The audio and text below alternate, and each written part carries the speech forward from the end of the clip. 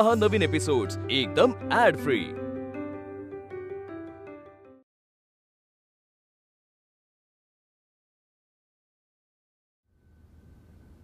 Your right दादा, ही वेळच येणार नाही. तुम्ही फक्त मला सांगा कधी जायचंय, मी आत्ताच प्लॅनिंग करायला घेतो. अरे कधी म्हणून काय विचारतोस? आज, आत्ता. आत्ता?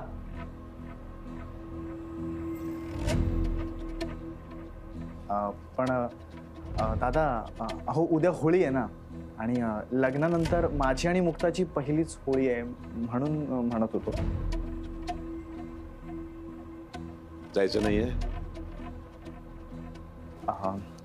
नाही दादा, तसं नाहीये. हे बघा, मला जायचंच आहे, पण मी असं म्हणत होतो की आता उद्या होळी आहे ना, सो होळीनंतर जातो ना. फक्त एकाच दिवसाचा तर प्रश्न आहे.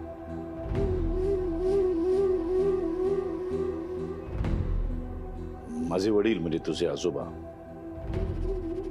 ते जेव्हा वारले त्याच्या बरोबर दुसऱ्याच दिवशी एक कॅनडाची कंपनी आपल्याबरोबर व्यापार करण्यासाठी इथे आलेली होती.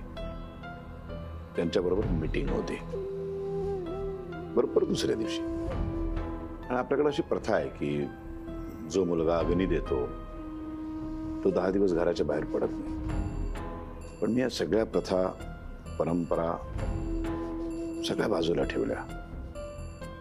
माझे वडील गेल्याचं दुःख बाजूला ठेवलं आणि मी ती मीटिंग अटेंड केली. त्या दिवशी त्या कॅनडाच्या कंपनी बरोबर आपला एक करार झाला. त्या करारानुसार आपल्याला जे काही पैसे मिळाले त्या पैशांच्या जोरावरती पुढे मी माझ्या मेहनतीने हा व्यवसाय एवढा मोठा केला की आज त्याचं एवढं भव्य स्वरूप तू बघतोयस. त्या सगळ्याला कारणीभूत ठरली ती मीटिंग.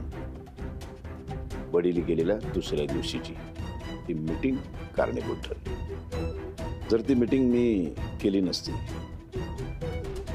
आणि वडील गेले म्हणून दुःख करत बसलो असतो, परंपरा जपत राहिलो असतो, तर एखाद्या रस्त्यावरच्या एखाद्या कुठेतरी गल्ली बोळामध्ये फळं विकायला ते बसतात ना, तसा बसलो असतो मी. कळते तुला मला काय म्हणायचं ते. त्यामुळं तुला जर होळी महत्वाची असेल, लग्नानंतरची पहिली होळी, तर तू अवश्य होळीचा सण साजरा कर. दुसऱ्या दिवशी रंगपंचमी असते. तू आणि मुक्ता छान रंग उधळा.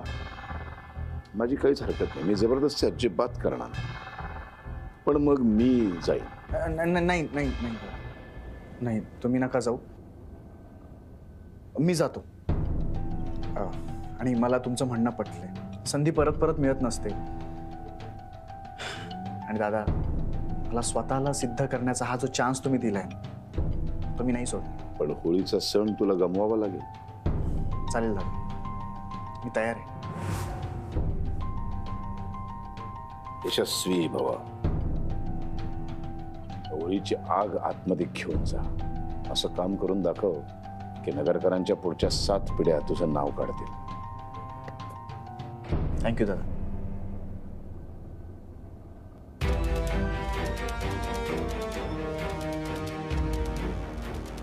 रेणुका, आत्ता हवी होतीस ग तू. मी सारंगला कसं तयार केलंय हे पाहायला हवं होतंस तू.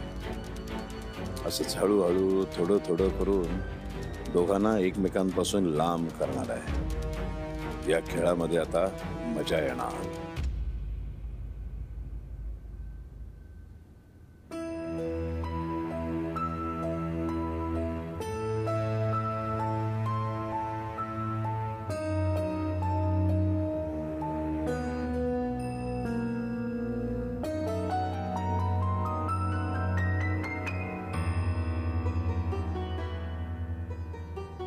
निघतोय मी.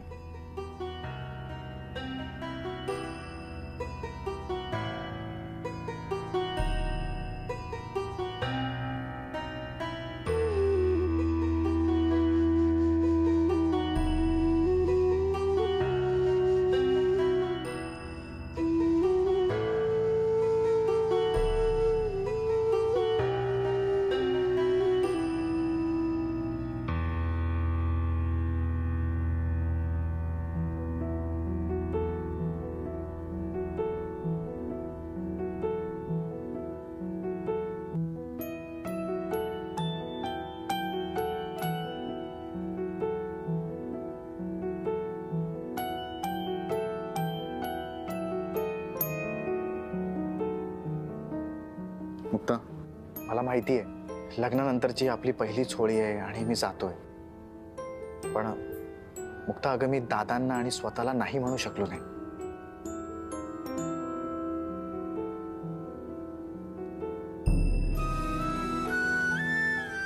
काम तर करायलाच पाहिजे आणि मला आनंदच आहे. पण लग्न झाल्यापासून तुमच्याशिवाय राहायची वेळच नाही आली. आज पहिल्यांदा या खोलीत मी एकटीच असणार आहे. तुमच्याशिवाय कसा वेळ जाईल माहित नाही. काही आठवणी. मला पण तुझी खूप आठवण येईल. मी खूप मिस करेन तुला मुक्ता.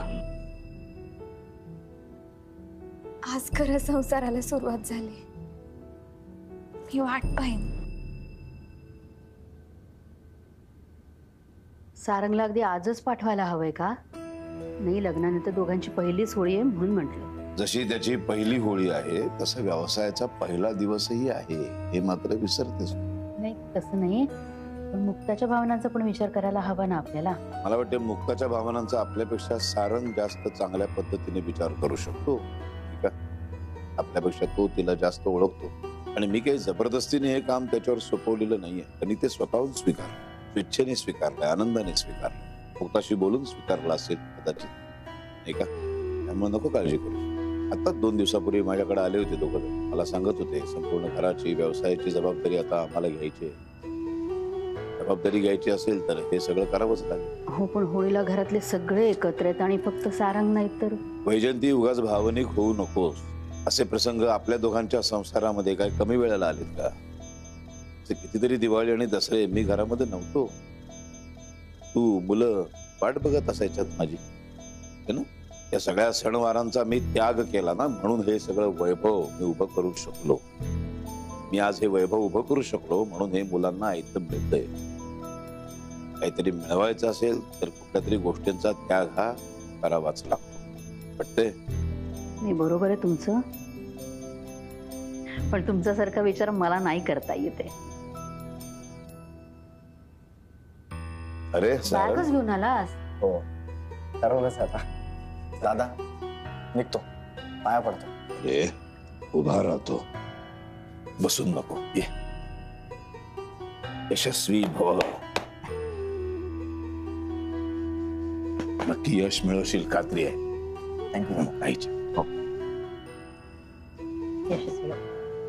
काळजी घ्या. आलोच. तुम्ही पण काळजी घ्या.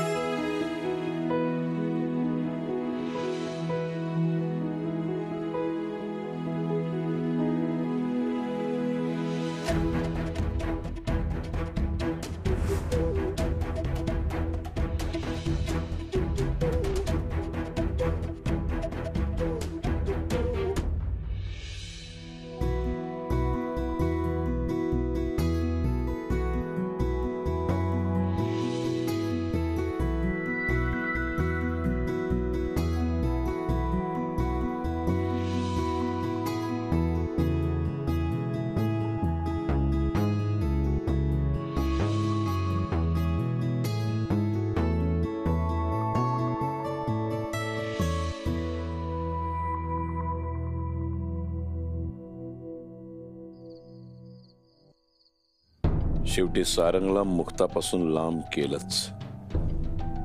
आणि फक्त यावेळेस नाही, प्रत्येक वेळेला त्याला तुझ्यापासून लांब ठेवणार.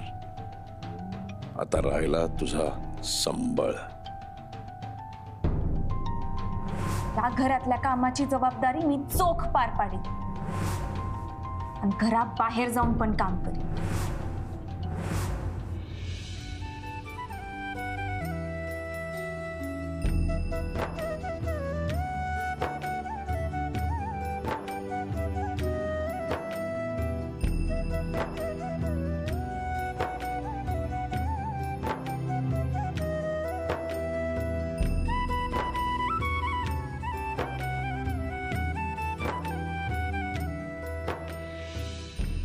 जाहोंकडून तुला ही भेट.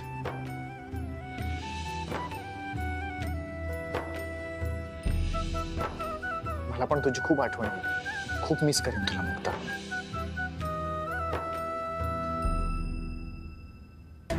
तुला संबळ शिवाय दुसरं काही वाजवता येत नाही आणि मी तुला संबळच्या जवळ जाऊ देणार नाही.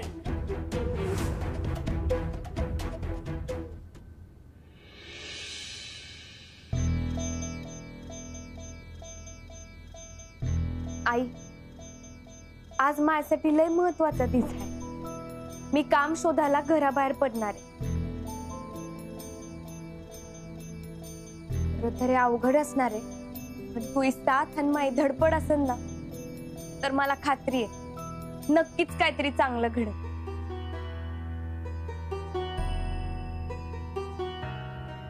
आज आमचे हे माझ्या सोबत नाही, पण तू पाठवलेला हनुमान म्हणजेच पप्प्या भाऊ सोबत असणार आहे.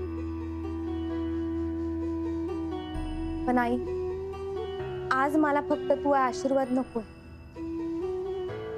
आज तू माझ्या सोबत राहा.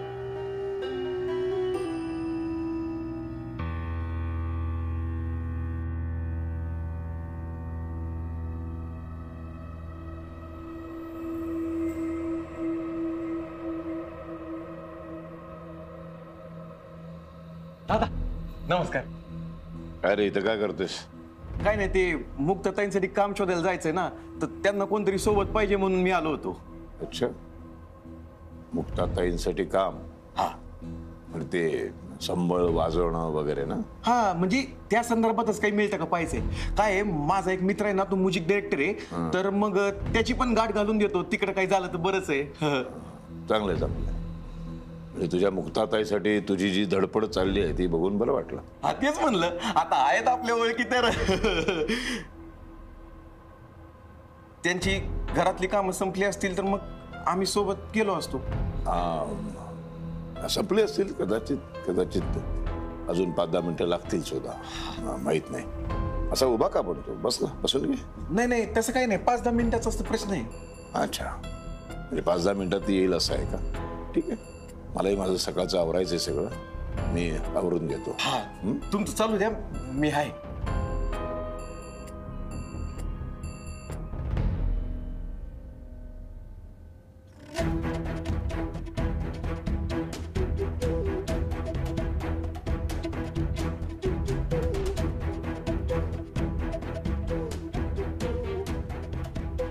हा अंबिका, मी बोलतोय.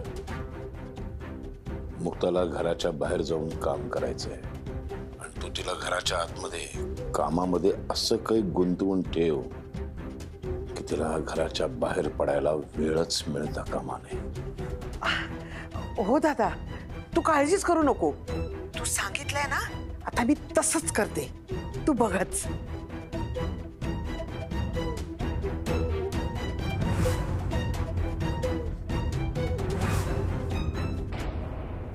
पप्प्या भाऊ, अहो लय येळ वाट पाहायला लागली ना. अहो नाही, लई आहे कसला, आता तर आलोय. अहो नाही, ते झालं असं की मोठी आई घरात नाही येत ना, ते बाहेर नवीन कपड्याची खरेदी करायला गेल्यात. ते नवीन सणाला ते नगरकर कुटुंबीय दर सणाला असा दानधर्म करीत असतात आणि हा रिवाज 200 वर्षांपासून असाच ओके मे थँक्यू मध्ये चालू आहे. अहो खरं तर तुम्हाला सगळंच माहित आहे. मी आता या घरात आले, मी लय वर्षांपासून येत आहे. असं काय माहिती का मुक्ताताई, मी जरी जुना असलो आणि या घरातले सगळे रिवाज जरी जुने असले तरी एक गोष्ट मात्र या घरामध्ये अगदी नव्याने घडती बरं. नगरकरांच्या घरातली स्त्री स्वतःला सिद्ध करण्यासाठी काम शोधायला पहिल्यांदाच घराबाहेर पडते. तुला सांगतो मुक्ताताई, तू या घरातल्या सगळ्या स्त्रियांसाठी एक नवीन वाट तयार करतेस. अगं या वाटेवरच्या तुझ्या पाऊल खुणा या घरातल्या सगळ्या स्त्रियांना प्रेरणा देतील. आणि स्त्री असण्यासोबतच आपण एक माणूस पण आहोत याची जाणीव आत्ताच्या आणि पुढच्या पिढीला सुद्धा होत्या का नाही बघ. अहो नाही, दुसऱ्यांना वाट दाखवण्यात पण मी काय मोठी नाही. हा पण मला एवढं मात्र वाटत की बायकांची ओळख फक्त आई, मुलगी, सून, बायको एवढीच नाही राहायला पाहिजे. त्यांना स्वतःच पण एक नाव आहे. लोकांनी त्यांना त्याच नावाने ओळखायला पाहिजे. हे खरंय. बरं मुक्ताताई, आता आपण निघायचं का? वय वय चला. चला. अहो गडबडीत मी मावा संबळ वरच विसरले. मी लगेच घेऊन येते. अगं मुक्ता, एक काम करतेस का प्लीज? वॉशिंग मशीन बिघडली आहे ग, तर प्लीज एवढे कपडे धुवून घे. आणि हा, ह्याच्यात जयाचे 2 ड्रेसेस पण आहेत, उद्या लागतील तिला. काय माझ्या हातात ना भरपूर काम आहेत ग, त्याच्यामुळे ती मला आधी कंप्लीट करावी लागतील ना. तर तू हे कपडे तेवढे धुवून घे. आणि हो बाई, त्या आशाला सांगू नकोस, तिची आधीच बडबड सुरू होईल. तिच्या हातात पण भरपूर काम आहेत ग. हा, तेवढे प्लीज धुवून घे. हा आलेच.